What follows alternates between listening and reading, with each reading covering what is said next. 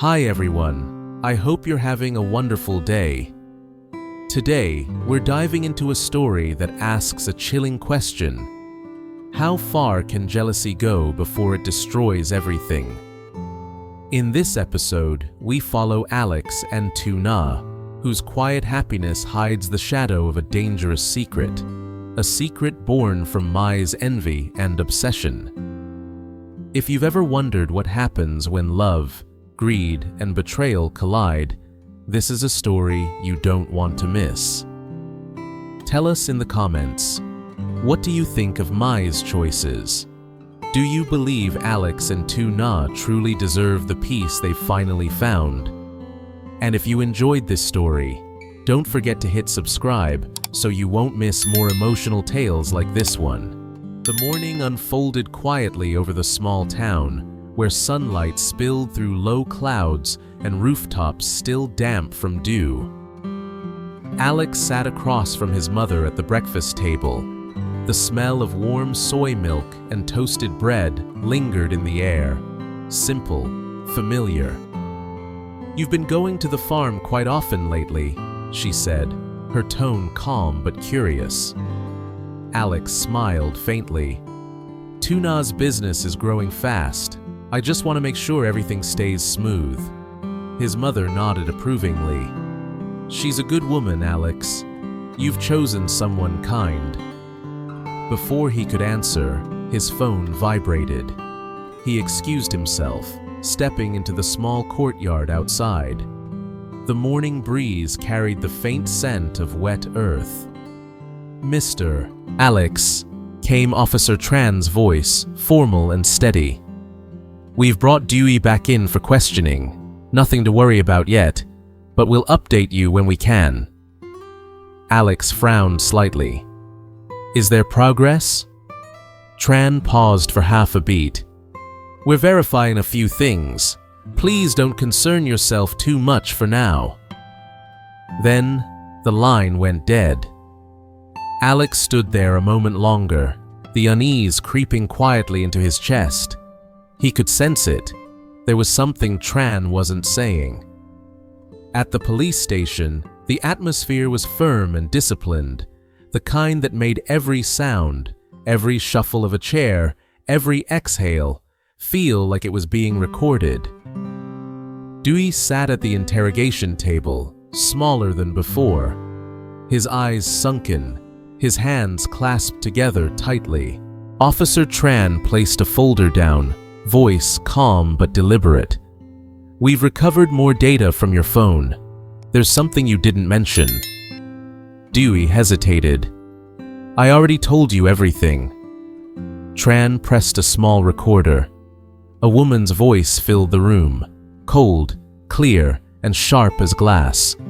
"No need to frighten her anymore. I want her truly afraid. Her child. That will be the weakness." The silence that followed carried weight. The ceiling fan spun lazily overhead, each turn slicing through the air. Tran's eyes fixed on Dewey. "Who told you to do this?" Dewey's lips quivered. "It was Mai. She said if Lytuna was gone, Alex would come back to her." His gaze fell to the table. "She told me, make her disappear. She didn't care how. She paid me and said the baby didn't matter."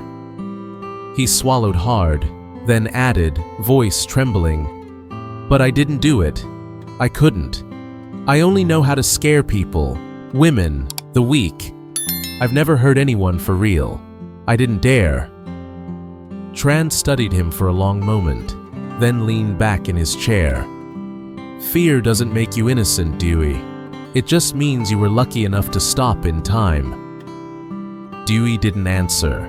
His hands kept shaking, and the sound of his uneven breathing filled the room. Tran turned toward the observing officer behind the glass window. "Seal this confession. Alex must not hear of it yet. Not until we finish the full report." At that same time, the farm was bathed in soft afternoon light.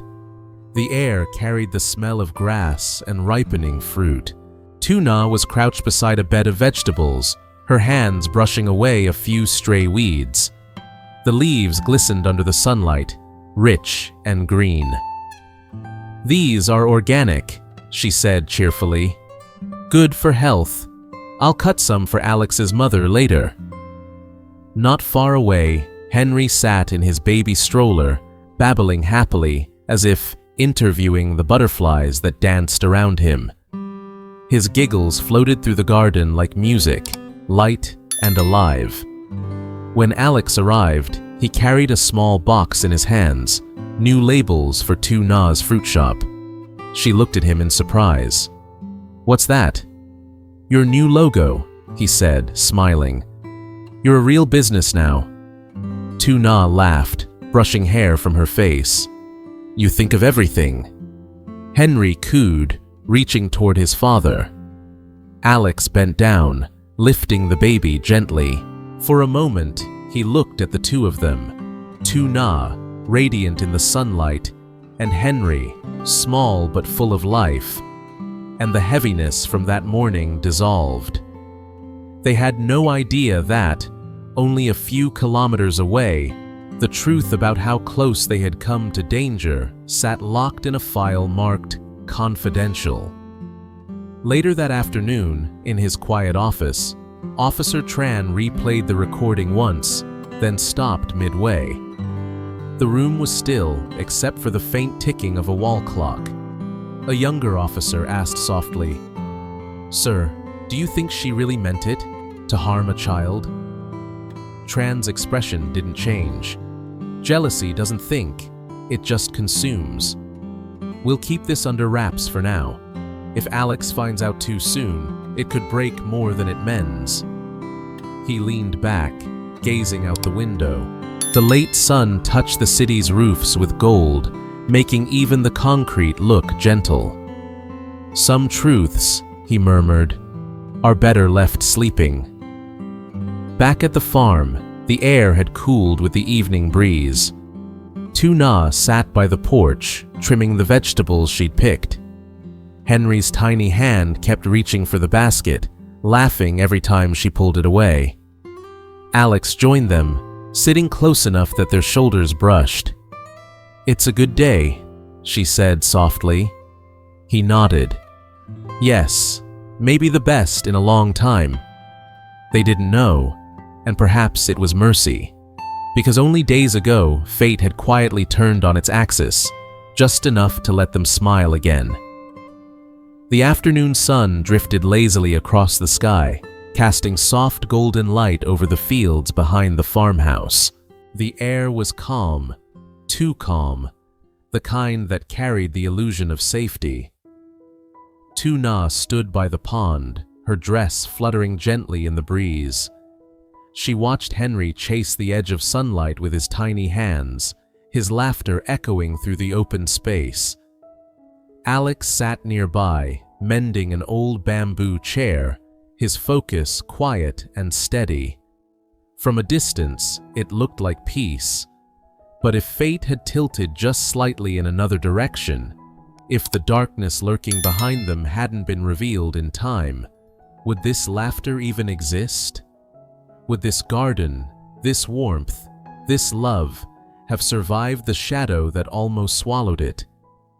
Somewhere else in the small town, a cold truth slept behind locked doors.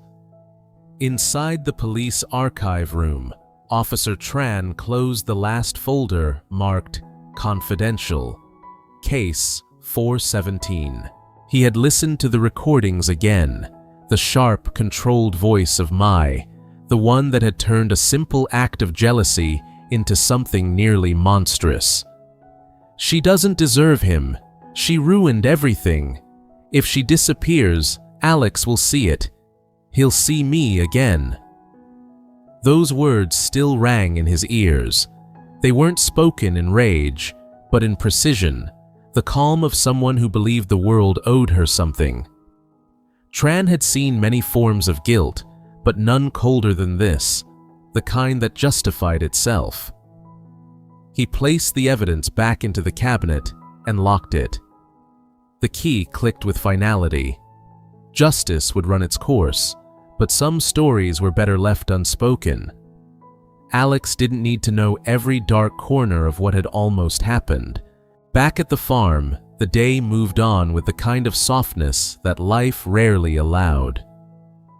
Lytuna carried a basket of vegetables toward the porch, her voice light and bright. "These greens are perfect today. I'll bring some for your mother tomorrow." Alex looked up from his work, smiling. "She'll love that. She always says your cooking reminds her of my grandmother's." Lytuna laughed, the sound blending with the rustle of leaves. "That's because I learned from her recipes. You'd be surprised how much she remembers." Henry's babbling cut through the air, pure and full of life. He sat in his stroller, waving at the butterflies that floated above him, as if hosting his own cheerful conversation with the world. Alex walked over, crouched beside the baby, and gently fixed his small hat. The tenderness in his eyes was unmistakable, the look of a man who had learned to value quiet moments because he'd nearly lost them.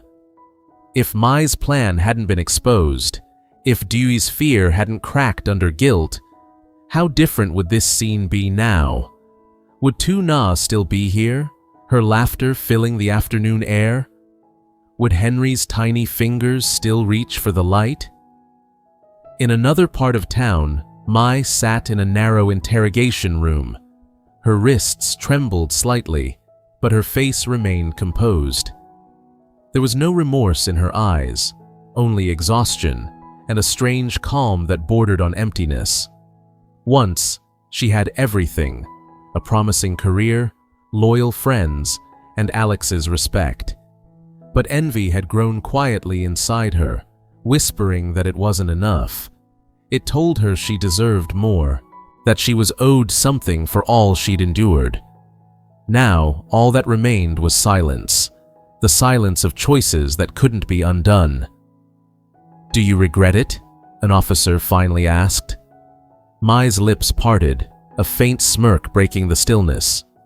"Regret is for those who lose everything. I just lost my way." Her voice carried no emotion, only the sound of someone who had long stopped feeling.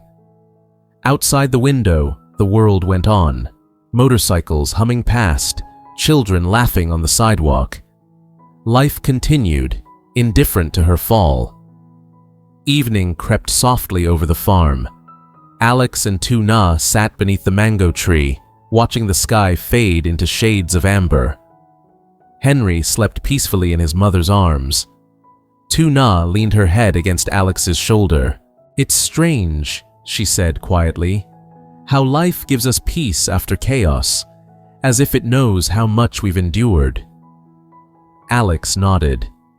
Maybe peace is just what's left when everything else is gone. They sat in silence for a moment, listening to the soft rustle of grass. The light danced gently across their faces, painting them in warmth. If the truth had come too late, this peace might have never been born. If Mai's obsession had succeeded, this love would have ended before it began. But destiny, unpredictable as it was, had chosen mercy over tragedy. At the same hour, Officer Tran stood by the window of his office, looking out at the darkening sky. His reflection stared back, tired but relieved. "If Alex ever learns the full story," he murmured, "he'll never look at friendship the same way again." He turned off the lights and left, the door closing with a quiet click. And far away, laughter echoed once more from the farm, soft, alive, untouched by the shadows that had once tried to erase it. Some smiles exist only because the darkness was stopped in time. Alex and Lytuna finally find peace after months of chaos, their love blooming quietly at the farm, unaware of the darkness that almost destroyed them. Behind this calm lies a terrifying truth. Mai, once Alex's close friend, had plotted to make Lytuna and her baby disappear, driven by jealousy and greed. Her plan was uncovered just in time when Dewey, the man she hired, confessed everything to the police. While justice moves forward in silence, Alex and Tu Na live blissfully, never knowing how close they came to tragedy. Officer Tran keeps the darkest details hidden, believing some truths protect more than they destroy. And so, their laughter continues, fragile, precious, a reminder that sometimes peace exists only because evil was stopped at the very last moment.